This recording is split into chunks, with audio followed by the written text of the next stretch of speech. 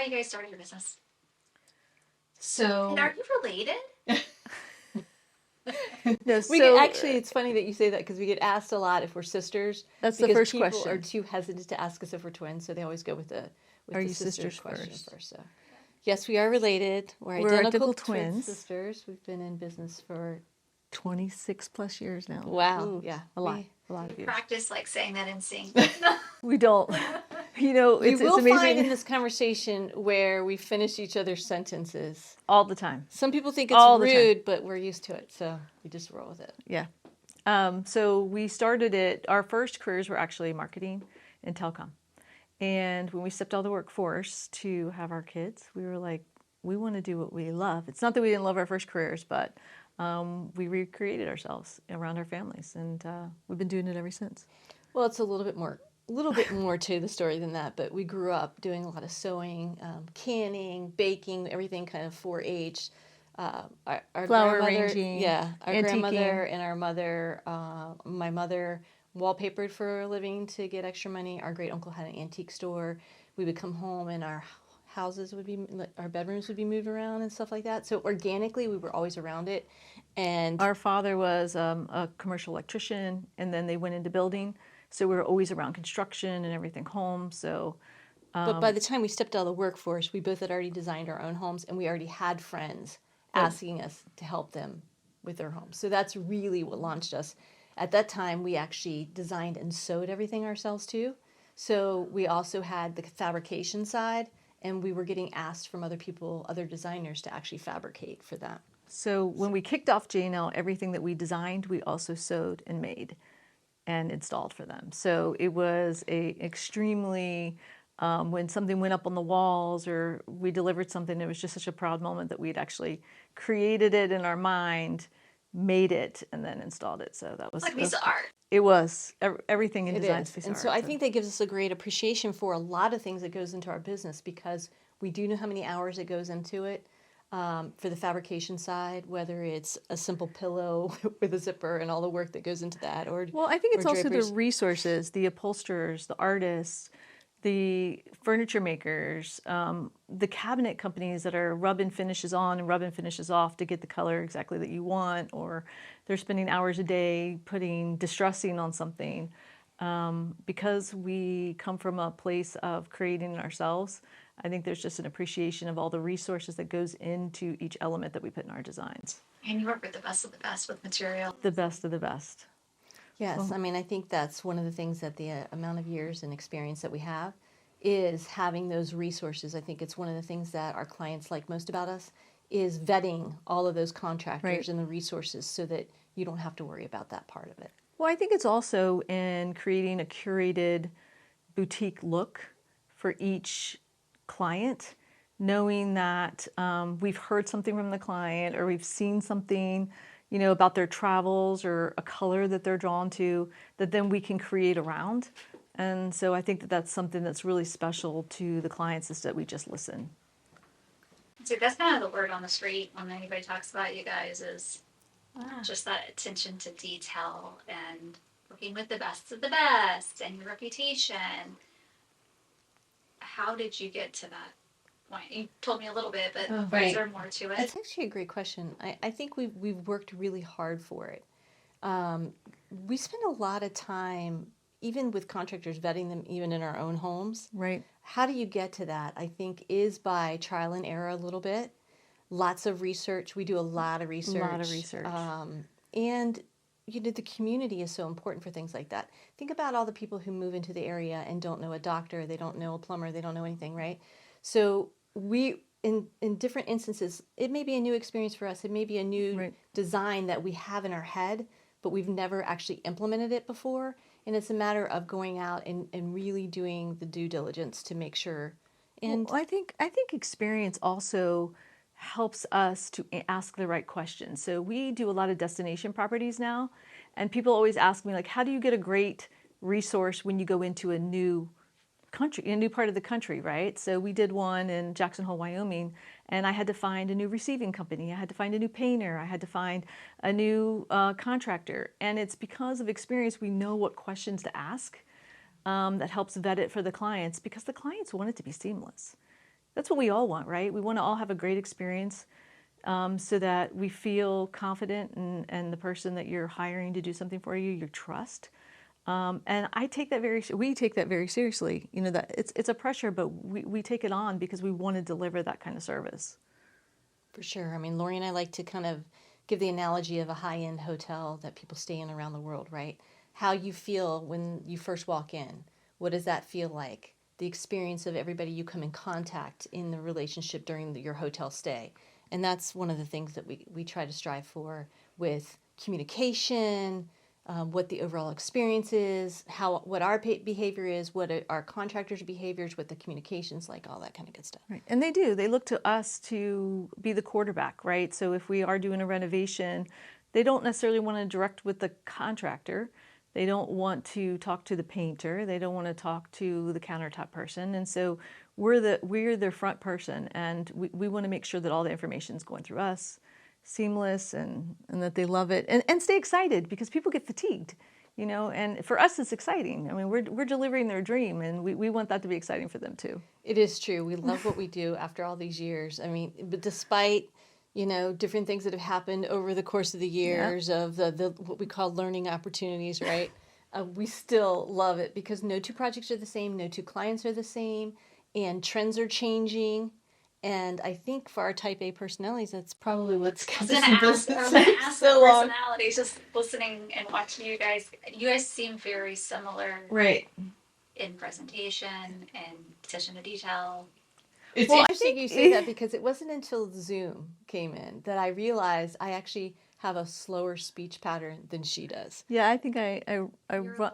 I think I run a little faster. Have you noticed that? Because I think in general I run a little faster and furious. I think. Yeah. I love the pace. I love the energy. As far as us, I think in our hearts we are extremely alike. We're very much alike, I think. We complement each other, though. I think that there's things about the business that she enjoys more, and there's things about the business that I enjoy more, and we rely on each other's strengths. And I will tell you, it's been amazing. The COVID environment for us was traumatic, and I had somebody tell me, you know, when you're in a situation in your business, when you've been in business for so long and something comes up like that everybody gets to wear a superhero cape to kind of help you through it. And everybody in our team has done that.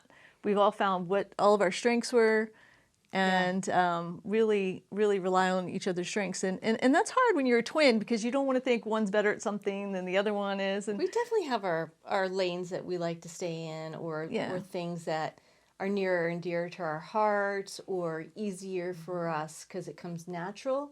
And, you know, I think going back to even just how when we were growing up, I can have a great ability to sit and do stuff for hours, whether it's, you know, cross stitching or reading or playing with Legos or whatever. Like, I have the patience. Color, like you used I to love color to a color. lot more. I would color for hours. But, and Lori's a little less so that. So when it comes to accessorizing, she'll play with each little leaf on, or making on a flower arrangements or something. Like, I really embrace that, where she's like, okay, let's look, I got this vision. Here it's going to go. And right. Okay, you got that, Julia.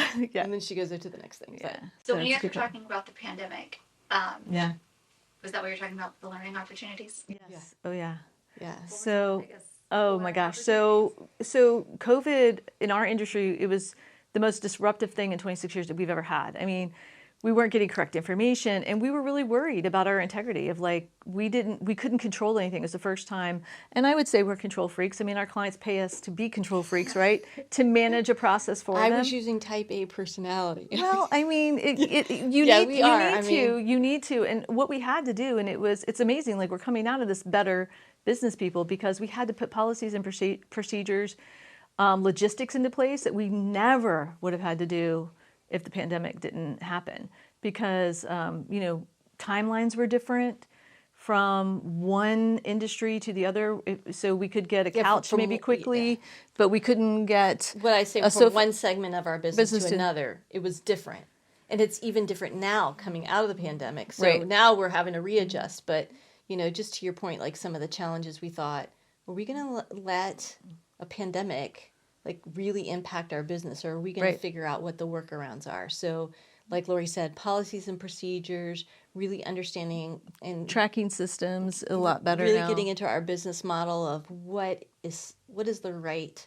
opportunities for us, how do we want to move forward, where do we want to focus our energies, and instead of concentrating so much more on the creative side, which I think probably if you It's would so say, natural, yeah. it's so for us. natural, we gravitate to that. That's the fun part. We kind of had to gravitate a little bit more to the business side of it. Yeah, and I think the clients are appreciating that. Yeah. When we were in the pandemic, right, we were just happy to deliver anything, right? So if a piece of art came in, you're like, let's throw the piece of art up.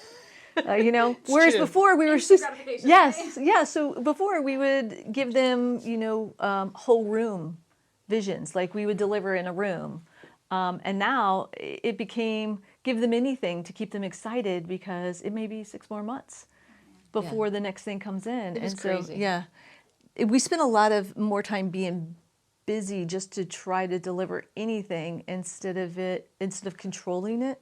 It can kind of controlled us. And It controlled us. And I think that's where we got better. We More so started than we pulling wanted it to. back, How did you overcome that? really understanding how to control it. Well, I think that communicate with the clients in a different fashion. I mean, like you said, everybody wants instant gratification right now. And with the Amazons in the world, that's not going to change. But you can never get a curated look like that. You can never get a good design if you want something instant. Because I'm hoping to go into a store to find the right scale, the right color, maybe with the right fabric, is impossible. So anything that was available was only to make it available, not because it was a good design choice. And so communicating that to the client of it's worth the wait. Let me give you the dream. It's going to cost you more if you're having me go pick up a lamp, locally, and a piece of art that might work, instead of letting me get you the perfect lamp, the perfect piece of art, the perfect carpet, the perfect sofa. So it was communicating that message to the client that I think really helped us kind of bring the control back in, and then deliver products that we were really excited and the clients loved in the end. I'm a firm believer in set realistic expectations and then exceed them. Yeah. And I think in that kind of environment, that was the most important thing, is this is going to be challenging, and we're going to be frustrated, and we might have to reselect, and we're only as good as the information that we were given, and we promise you that we will check on it all the time, and we will stay on top of your project, but there's only so much in our control. And for most reasonable people and business owners, which we work with a lot, Right. They had a great understanding for that. Once you got through the initial of, pull your hair out, this is crazy, which I think everybody during the COVID thing went through different cycles of it. Of, Right. hey, I'm frustrated. Hey, I'm understanding. Hey, I'm frustrated again. Don't you When think? is this going to end? When is this going to When end? is- Don't you feel the same way? And Yeah. so that's what Lori's Yeah. was driving at, is that the communication of setting the expectations. And I think we probably do those same expectations on our custom builds, our larger Right. projects. Yep. Because some of these larger projects that we work with, we're in those people's lives for 2-3 years, because we start at the architectural level. We're picking every tile, the hardware, what the doorknobs look like, what does the roof, what does the garage door, Laying out all their cabinets, cabinet finishes, hardware, where the knobs go on. all the way through to the soft furnishings, the last piece of art. And we tell them, you're going to have design fatigue, decision fatigue, change order fatigue, Right. with the builder. By the time you get to the end, but stay with us, because we promise you we're going to get you across that finish line, and you're going to love your home when you're in it. But there are going to be challenges along the way. So I think we were equipped for it. Yeah, I do want to back up. I think that one of the things that did come out of the COVID thing that our clients that came out loud and clear with our clients was, during the COVID thing, vendors were trying to rush out product, and a lot of times we'd come in and the quality wasn't what it needed to be, and I would say, I'm sorry, this is not a J&L type quality that we want. I want you to use it for now. I'm going to get you a new one. Right. Right? So keep them in a situation where they had something, but know that it was more important to me that we got it right. And people were willing to accept product in that environment. And we were the ones to say, no, you shouldn't have to accept it like that. Right. We want to make sure that it's perfect for you. So I think that really came through too in that environment. Yeah. But we have that all behind us now. Really. learn the lessons from that and apply And them move in the future. Right, Yes. right. What does things look like, speaking of moving on, in the next 5-10 years?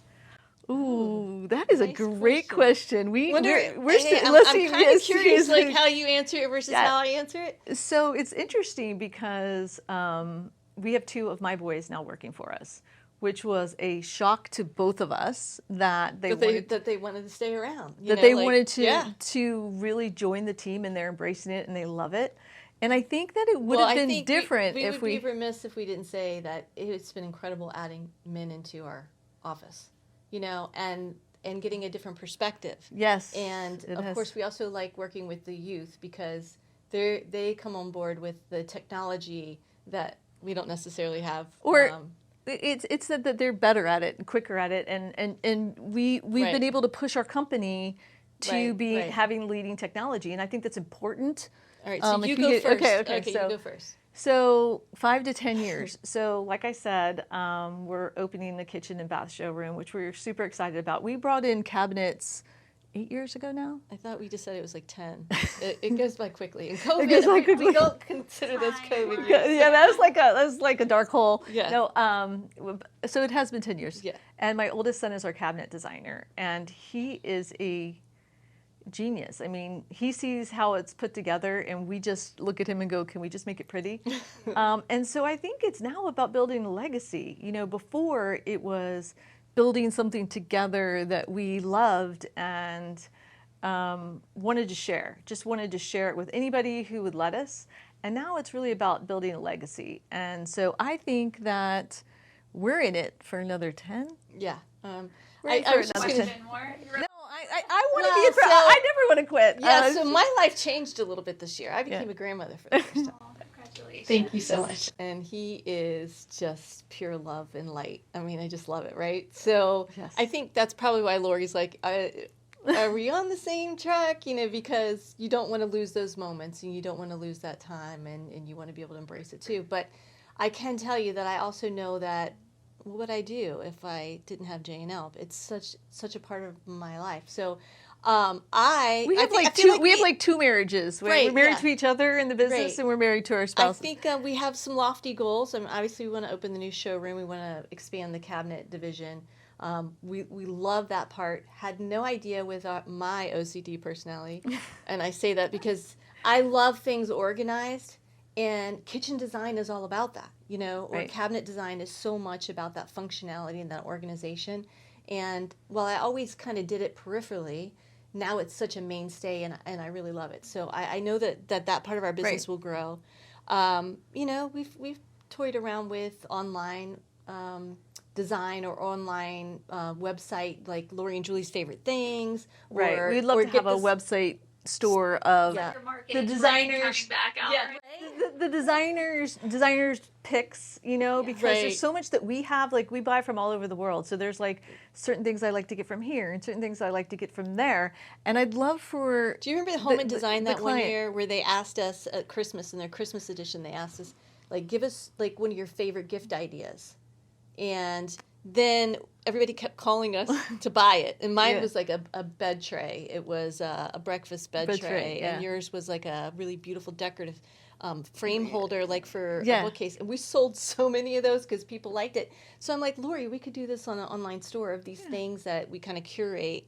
And people... You should source it or something. Right. If everyone's calling you to... Yeah, people don't know like that. If I have a glass company that I like to buy from out of Mallorca, right? So how great is that? Nobody has that around here. And we have Turkish rugs that we like to get from a truck that comes by the office. And, things like that we're able to put into our projects, but that you can't really source locally, right? We have to be able to kind of cherry pick a little bit. The other thing is I love PBS. I would love to do a PBS TV show. Talking about the TV show. Okay, making sure we're on the same page. Yeah. Oh, did you already tell her about it? No. Oh, okay. No, I didn't tell her. Oh, okay. Because I think that there's such a great interest in the kind of behind the design. Yes. And the ones that they have now are what's wrong and people fighting with each other. And for me, some of the PBS shows that are very interesting and informative, like I would love to introduce people to the artisans who maybe do our upholstery, or like Lori said, the hand blown glass things, or and they have such a story behind their lives, right? And I feel like it would be a personal interest kind of. Right. I love inspirational things. Oh my gosh. And you know what? There's so much in our background. I mean, we're the forefront, right? But there's so many people in the background that help us deliver the dream, right? That we've been able to kind of collect our people through the years that really help us and have the same integrity, right? It really matters to them too what type of product they're delivering. So it wasn't until Lori's husband Tom said about us living the American dream, because for us we just work, right? It's something that we started, something that we do, something that we love. But especially in the pandemic, he's like, do you know how many people you give work to? The painters, the electricians, the plumbers, the fabricators for the window treatments, the upholsterers, the gentleman who does all of our rugs, the people who do our floor refinishing, our contractors. You know, we are really on the forefront of kind of making an economic world go around to a certain extent. And when he put it to us plainly like that, because we're gonna get out there and work harder. Is that the inspirational, motivational, like? That was one of the talks. It was one of the talks. That was one of the talks. And, you know, it would really put things in perspective. Sometimes you need that perspective. Get an outside view. Yeah. Buckle up, ladies. Look at how much impact you're making. Strap it on, honey. Exactly. Let's go. Look how much Get out impact, the door. Look how much impact you're making. Yeah, look at the impact. Yeah. And we just want to make people's homes beautiful. Yeah. Yeah. So during the pandemic, though, I also redid my kitchen. So it was one of those situations where I was so excited to try out a new cabinet line, some new contractors. I'm like, I'm going to do my own. And it was the first time. It was the first time though that I was the client. Yeah. And so I said to Julie, it made me better because I was the client, and I know that I don't want somebody leaving a cup on my counter, right? I don't want a contractor to come in, leave a cup on my counter. I know that I want the job site swept at the end of the day. And so I became a better teacher for whoever resources that we brought onto one of my clients' homes. Of expectations. Yeah, to set a different expectation. Personality. An A++. That's bonus. It may be A+++++. Going back to that question of how did we get to being known for that? That's how. Yeah. As you became your own client. Yeah.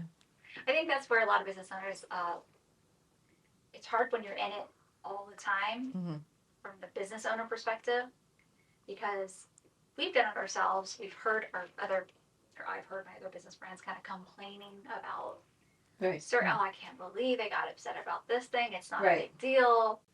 But then it's like when you put yourself in that place, exactly. Like, actually, it was really annoying that they left a cup on the counter. Right. It's unnecessary. It's unnecessary. They could have picked it up and taken it away, or cleaned up after yourself before you leave. Right. Exactly. That leaves that impression I was telling you about, right? That leaves that emotional impression that they have when they walk in the door at the end of the day. They're like, oh, I got to sweep this dirt because they didn't sweep up before they left, and I have construction. Well, it's also back to exactly what you were saying about setting expectations, right? So it became when are they showing up? Yes. What do I know what tomorrow's going to bring? Do I need to back my car out of the driveway? Do I have a schedule to know? And so now we know what the clients want from us, right? And I think that, like you said, when we get into it and we're all working in our jobs and working in our careers, we speak that language. We know the expectation. We don't worry, right? Because we know who we've got. Yeah, we know who we've got, but are we communicating that effectively to our clients? Right. And I can say at times, because they may not know. Yeah, and at times we weren't, right? Because it was our everyday life. And when it's like using acronyms in a business that you know all the acronyms, but nobody else knows. Right. Yeah. So it did. It made us better. It made us better. So I always say, that's the line. Like, if it was your home, would this be okay? Right. And I think that's the other thing that you and I have done really well over all the years is that we are open to learning each day and listening to other people. And again, that goes back to our team that's come into each person that's kind of worked within our organization has elevated us or brought us knowledge or taught us a lesson. Well, I think our clients are fascinating. I mean, they've taught us so much. I mean, they're smart, well-educated, well-traveled, have families, and they've elevated us. Yeah. And they elevate us every day. I mean, It's they're just it's lovely really, and giving and charismatic and yeah. And you guys are both very involved with each client? It sounds like it. So it's actually, we each have our own clients. Okay. But before a client sees any of my designs, she sees it first. So she's always going to have the more critical eye, and me on hers as well. So we bounce ideas off each other. But no, some like you've got a couple clients right now I've never even met. Right. Which in the early days that would never happen. Right. But and it's fun when we go to photograph the projects because I'm like, damn, Lori, this looks great. And she'll walk into mine and she'll say, whew, Julie, good use of color or texture, or that's different than what. Right. And it's fun. Yeah. It's like we get our own reveals for each other's projects. Yeah, it is. It's nice. Are you guys ever competitive? Not anymore. No, not at all anymore. anymore. I think it's innate between siblings, and it was very pressured against us in high school. This one's prettier, this one's smarter, this one's faster, this one's friendlier, whatever. And Who's faster? Depended. No, I can answer that. If we raced against each other, she was. If we raced against the clock, I was. Yeah. There we go. Yeah. So that's what I say. It was very dependent, and so and that was put on us a lot by friends, teachers, family to a certain extent, and so we kind of went through young years, like late teens, early 20s, where it was a more competitive environment, and then we were like, we had a life-changing episode. Let's be honest. Right, That's what happened. We did have. Well, when we first started our business, we were two chiefs, no Indians. We argued about the bags, the signs, color of the walls. colors. That's how I would imagine it. What we were buying. No, we were our own worst enemies. I mean, it was literally so bad. Of like, no, I'm not buying that. No, I really want this. And we were arguing over such minute details that we couldn't say, okay, you handle that. We actually embarrassed ourselves on a couple of occasions in front of some of our employees, not in front of our clients. Not I don't vacations on buying trips. No, I'm talking about at the office early on. Yeah. But fast forward. Unfortunately, our dad got very, very sick, and he passed away from cancer. But going through that together collectively was a real perspective gainer for us. And now his brother was his business partner. Yes, and his brother. Literally, it just showed us that she's my best friend, right? She's my business partner, and she's my sister. Right. What does any of this matter? I mean, really, what a gift we've been given. Crazy people. What a gift we've been given. Crazy people separately, not with each other. Right. Or together. So what it did make us is it's kind of us against the world now. Yeah. Which is how it should have always been, Right. And we're forced to be. We like to bring everybody into our creepy little world now. It's Yeah. It's like, do you want to come in? But I think some of the reason we were so competitive, like I said, was when you're siblings, it's automatically innate, and all the pressures of being. When we were growing up, twins weren't as common as they are now. Right. And it's hard. It's hard to go in through life in the same phase with the same face with the same friends, and you're going through birthdays together, graduations together. I mean, I think the weddings were the first time that the two of us ever did anything that was uniquely ours. Yeah. Now we're still doing it in business, but happily now we're choosing it. Yeah, we're choosing it. Yeah. That's choosing it. So you guys have such a like a happy, fun, wholesome story, right? Like, yeah, I think so. Yeah, I do. We are the middle class girls who like to be in blue jeans and dirt and hiking, as well as like to be dressed up and sitting in a Ritz-Carlton in Paris and drinking champagne. I mean, see, I see the Ritz-Carlton. Do you? Paris version. Oh, okay. More than I see the. Well, it's so funny that you say that. I was actually having drinks with someone last night, and she has a house in D.C. and out in Upperville, and she goes, "I go to Upperville because I don't have to put on makeup or do my hair." And early on, when we started our business, we were just Lori and Julie, right? And then we became designers. Like, you have an image. People want you to be a designer. And we had gone out to Costco together. I'll never forget this. And neither one of us had makeup on. And we ran into a client. And they kind of looked at us. And Lori looked at me and said, "You're never going to go out again without me." on. And I'm like, because you could see that they were caught off guard. Yeah. That they were caught off guard. And so. Because you didn't have makeup on? No, just because we were just didn't so look the part. We didn't look the part role as that, designers. Like you said, you can see us as the Ritz-Carlton drinking champagne, but you can't see us as so the that blue jeans kind, t-shirt. that comment kind of makes me a little sad because I love to hike and I love to be out in the middle of Where I only see the. I know. Right. I don't hang out with you guys. I think that's actually. It's actually a good thing. Yeah. For the branding, for sure. For the brand, it is good. But it's so, like you see that joy that goes between the two of us.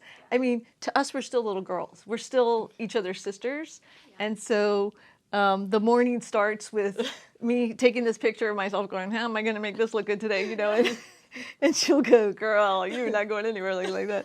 You know, type thing. So for us, we're just the two little girls that grew up together that get to work together and create beautiful things. So I love that. And if you had one message for the world, you could pick which part of the world or the whole world. What would that message be separately?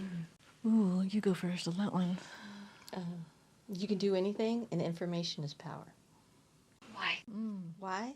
Because I feel like if you're informed, then you can make your own decisions, right? And I feel like that even like with working with my clients, you know, if I give you 5 decisions, you know, this couch looks like this, but this one sits like this, and this, you know, it's kind of like, what's the perfect thing for you? By giving you the information and making you informed, then you can make the right decision. I feel like that applies to a lot of things in life. And I also feel like because we've worked so hard and we started our business, and it's so much more than we ever thought it would be, that if you work hard for something and you believe in it, you can make anything happen. Yeah, I think hard work's it. Mine would be just be lovely.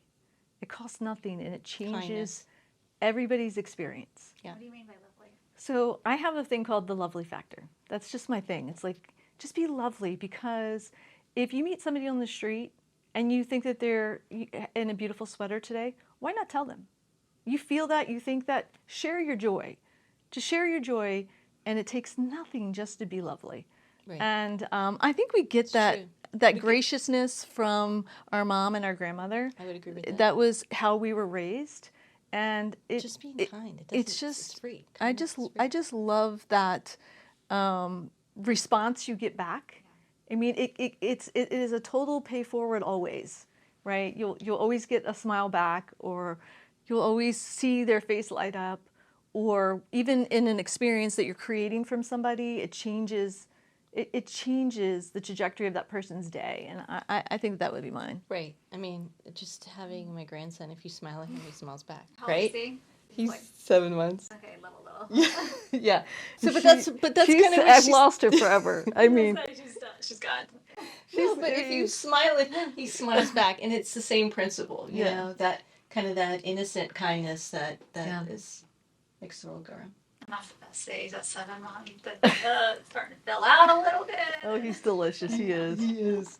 And, you know, like, I'll be going through my phone to show a client, like, something, and I'm like, oh, there's Luke. You want to see me? Oh, I am a little guilty of that. She's embarrassing. She's downright embarrassing about it. But, I mean, look at her. Like She's giddy when she thinks so. Yeah. She's fantastic. Yeah. I'm a very proud grandma. Let's have 3 more of them. We're like, everybody else start multiplying. One at a time, because you've got to be able to focus, right? Yeah, we love that it's just him right now, and he's spoiled stinking right. And what's interesting is it's my son who is the youngest of our 5 children that started the baby making. Yeah. Thank you so much for being on the show. You guys are so much fun. You're like so much joy. Thank you. We really appreciate the I really appreciate it. Yeah, it's fun. Thanks for having us.